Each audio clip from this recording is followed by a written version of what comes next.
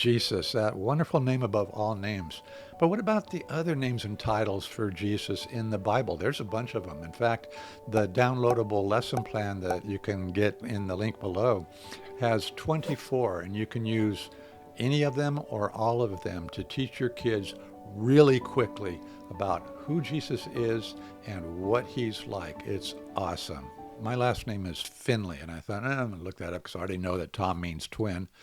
And it means fair-haired, courageous one. Now, I'm willing to go with the courageous part. That's me all over. But the hair, yeah. Now, to pull this off, you'll want one of these and you'll want one of those. You have to pay for the iPhone. Sorry about that. But the lesson plan is free, so be sure to grab that one. You're going to have the kids look up their names or tell you what their names are. And if they don't know what they are, then you guys can gather around and look them up.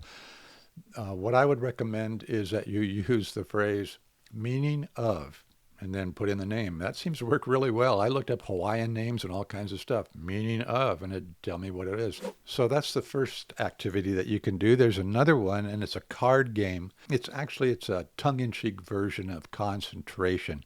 The kids are trying to find matching cards that have names on them, and many of the names are good names like nice, smart, or athletic, and things that people would want to be. Some of the titles that you'll see are like lazy and smelly, so it can become quite a game, but make sure people realize that it's tongue-in-cheek, because at the end of getting the pairs, the kids will compare the cards that they've earned, and therefore they're comparing their so-called names and titles, and it could get pretty wild.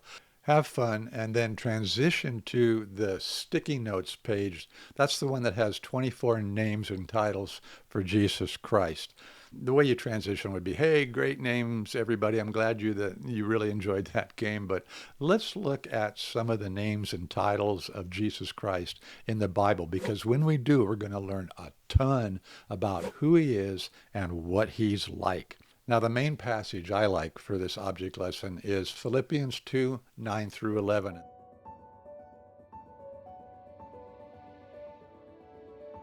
And if you'd like to turn this into a formal Bible study with a Bible story, I like the Tower of Babel. You know, a lot of people misunderstand that passage. They've been told that the people were trying to build a tower that they could climb up and conquer heaven. But that's not what the Bible says. What the Bible says is that they were trying to make a name for themselves. We don't want to honor God's name anymore. We want to honor our name, and we want people not to honor God's name. We want people to honor our name, and not a good idea. Hey, just so you know, I've got another game that works really, really well with the names and titles of Jesus Christ, and I will share that with you in the next video. In the meantime, check this one out. It's a great one for you, and I will see you again. Be good until then.